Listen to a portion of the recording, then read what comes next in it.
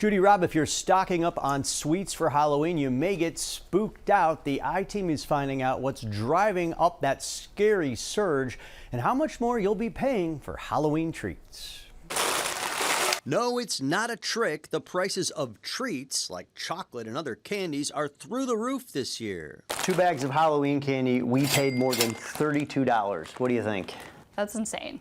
Amanda Lai is a retail and food industry expert at the retail strategy group McMillan Doolittle in Chicago. In line with this overall elevated grocery prices, we're seeing elevated costs when it comes to Halloween candy too. The Consumer Price Index shows prices for candy and chewing gum in U.S. cities are now 45% higher than 10 years ago and 8% higher than just last year. Once you get to U.S. candy manufacturers, costs are higher there from a labor standpoint, an operating cost standpoint, plus the cost of cocoa. The International Cocoa Organization says while the import price of cocoa has fallen since its peak at the end of last year, chocolate is still 2.5 times higher than it was in October of 2020 and 76% higher than in October of 2015. And part it's due to shortages globally.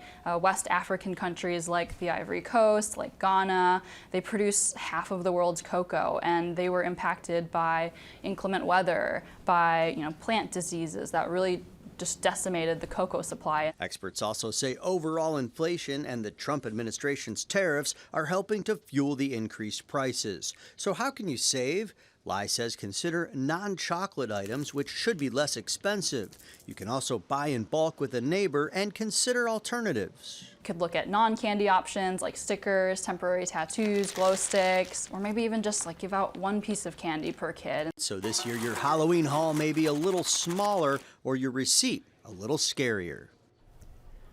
Overall Halloween spending is still expected to hit a record high of more than $13 billion this year, but that's also factoring in the more expensive prices. Chicago taxes also increased the cost of your candy.